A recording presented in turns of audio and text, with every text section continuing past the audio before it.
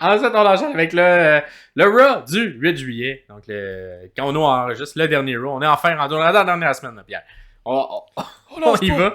On lâche pas. Fait qu'on a commencé ça avec la promo de Punk et Rollins, que toi, t'as pas noté, moi je l'ai noté. Je trouvais que c'était quand même efficace pour rappeler l'entièreté de l'histoire, parce que c'est quand même une histoire qui date de Royal Rumble entre les deux.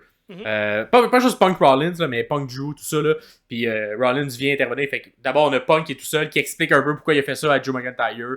Manquer son cash, blablabla. Puis c'est parce qu'il l'haït, parce que c'est personnel. Parce que quand tu fuck avec Punk, ben, écoute, c'est sûr, je te ramène. Tu sais, tu vas payer. Il y a des conséquences à me niaiser, moi.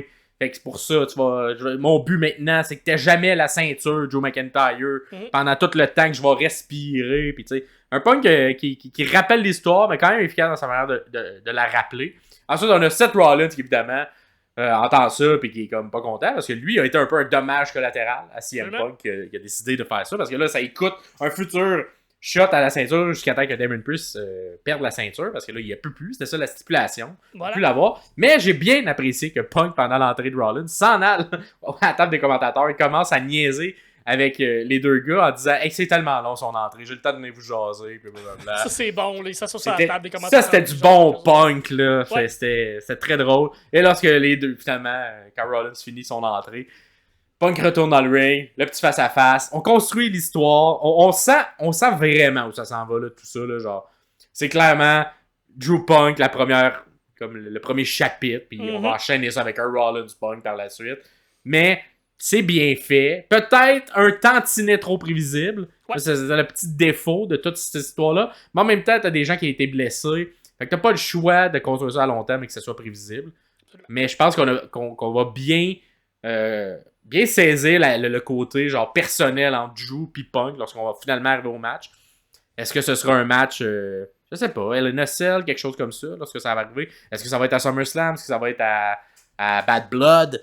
Le preview qu'ils ont annoncé. Bad Blood, ça fitterait plus, on dirait, là, pour ce truc-là. Mais en même temps, on dirait qu'on le construit depuis le début pour SummerSlam. Fait qu'à voir, ça s'en va où?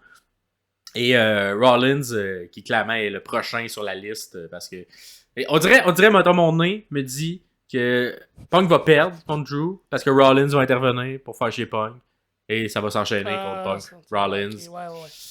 Moi, c'est ce que mon nez me dit à ce moment-ci. À voir si justement, c'est juste un misdirection qu'on me fait, mais ça me semble très, depuis le début, toute l'histoire autour en Punk est très prévisible. Fait que je vais continuer dans la prévisibilité en collant ça. Pas fou. Ensuite, on a eu un bon match un bon mais un cool match entre Jey Uso et Chad Gable. Et là, évidemment, il y avait l'aura de la Wyatt Six qui était comme autour de ça parce qu'on construit ça depuis quelques semaines. Et moi, en fait, pour parler du match, il y a eu un beau petit match entre deux très bons travailleurs dans le ring, dont une dive de Jey où Gable fait juste l'attraper puis il donne un souplex par terre. C'est vraiment, vraiment, vraiment beau. Ensuite, après le match, puis moi, c'est là où, oui, on a de l'air de viser Gable, mais est-ce que dans le fin fond, on viserait pas Jey par la bande? Puis il va y avoir un genre de swerve, un moment donné où les deux vont être là. On pense que tout le monde attaque Gable, les lumières rallument, Gable est debout là, il sait pas ce qui s'est passé, puis Jey disparu. Ouais, ça se pourrait. Ça se pourrait parce qu'on les fait beaucoup tourner autour de cette histoire-là. Et Jey a très peur. Hein? Parce que là, les lumières ferment avant. Exact, les lumières ferment durant le match, ça coûte la victoire à Gable et continue, tu sais, fait que là, il fait le pin, il est content, mais il célèbre pas parce que les lumières continuent de fermer. Puis là, t'as juste comme Jey qui joue super bien, puis qui me fait rire, qui fait comme Yeet! Vite, je m'en vais! Parce qu'il a vraiment peur de la Wyatt. Et par la suite, Nikki, Abby the Witch, qui réapparaît, vient donner une cassette. Et là, ce coup-là, Gable réussit à s'en aller. Fait que c'est ça, on dirait que Gable, le message qu'il voulait y passer depuis le début, il a comme peut-être été compris. Écoutez, quoique Gable continue d'être une merde. Fait que je sais pas, ça s'en va où. Moi, je pense là, Gable qui est arrivé là, après ce match-là, au courant de l'épisode, qui a été voir Adam Pearce, c'est comme là, je suis tanné. Là, je suis plus capable, moi, je pars en vacances. Fait que peut-être qu'on verra plus Gable pour quelques semaines. Il a dit qu'il s'en allait en vacances. Et Adam Pearce, qui est devant sa porte de son bureau, qui ouvre la porte de son bureau et qui est assis juste là, dans son bureau. Beau Dallas. Ouais. Fait que, qu'est-ce qu'il a demandé? Parce que d'habitude, on va voir Adam Pearce pour un match, pour un contrat. Est-ce qu'on va avoir un match à SummerSlam? J'espère. Parce que là, je trouve que le slow burn commence à être un peu trop slow en ce moment. Il faudrait mettre un petit peu plus de... Un petit peu plus de charbon là, ça avance, barbecue pour que ça avance un peu plus. Peut-être ce soir qu'on va savoir. Peut-être ce soir. J'ai l'impression que si on veut un match à SummerSlam, il va falloir qu'on accélère parce qu'il reste juste quoi, 2 semaines, 3 semaines avant SummerSlam. Donc il reste 2 Raw en fait avant SummerSlam. Fait qu'il va falloir que ça arrive si on veut avoir un match de la Wyatt Sick. Sinon, il y a eu une bonne promo de Sami Zayn à la suite de sa victoire contre Braun Breaker. Il était comme, je suis plus un underdog, moi. Ouais, c'est ça, il dit comme, je suis plus un underdog, je suis plus là. Regardez, j'ai battu Braun comme il se doit à Money in the Bank. Fait que je suis une vraie menace, je suis là, je suis bon avec sa belle chemise. C'est celui-là qui avait sa chemise, là. Ouais, sa chemise, sa truc de Canada. Canada, exactement. C'est Braun qui vient l'interrompre et qui dit, garde, je respecte. Je respecte ce que tu as fait, je te respecte. T'es un bon lutteur. Écoute, t'as gagné, je respecte ce que tu fais juste avant de lui faire un spear. Ben oui, écoutez, fallait bien s'y attendre.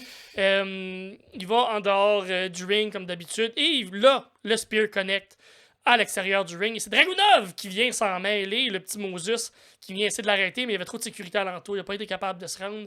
Est-ce que ça sent le triple menace à SummerSlam pour le titre continental, pour que Braun soit capable de piner Dragunov, pour que Sami Zayn sauve la face sans perdre pour le titre intercontinental? Ouais, ça sent ça. Ça sent ça, moi, je trouve.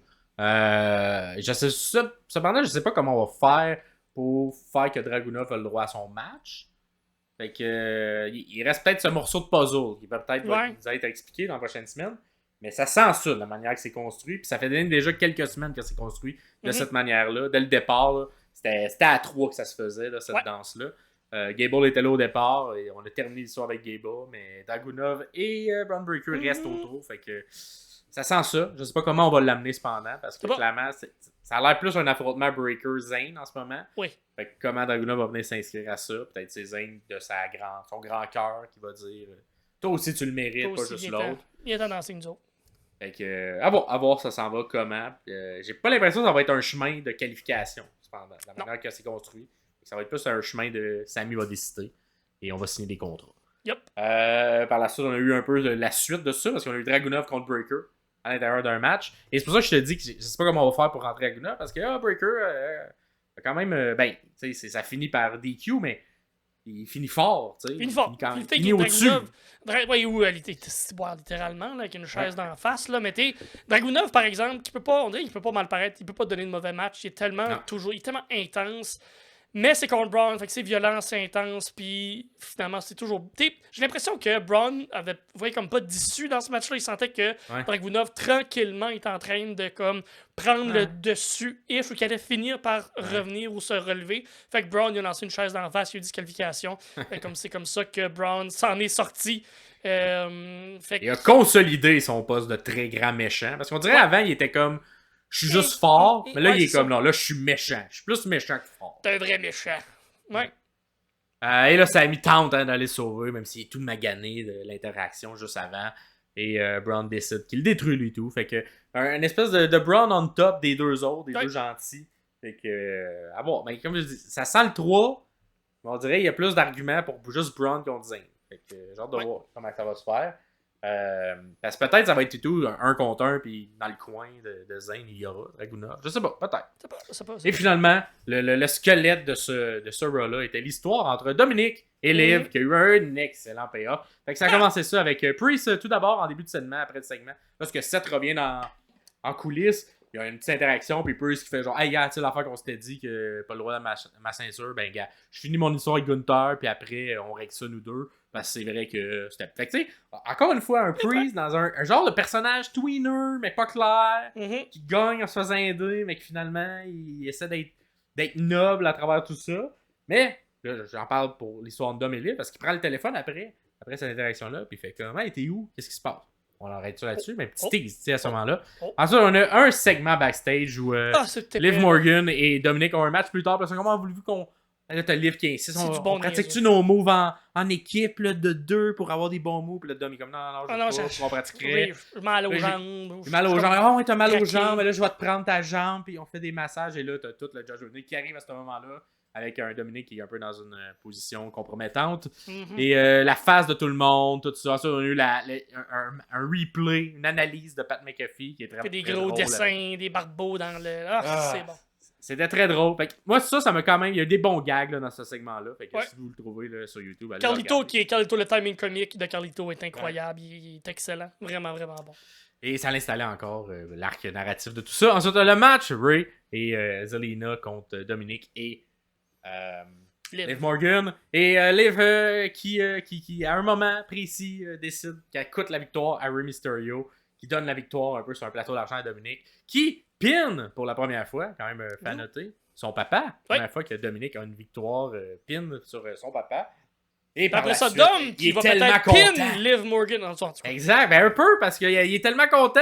Fait que là, il oublie un peu que finalement, il l'aime pas Liv. Fait que là, il saute dans ses bras, tombe à terre, un peu en position montée complète. Comme une Et comédie là- romantique où tout est au ralenti. Là. Et là, on La se fédération touche des le nez, amoureux. les regards, et là, la chanson part. This is my brutality en tabarnak. Il là là, Ouf, c'était-tu beau comme Quel retour? retour. C'était très bon.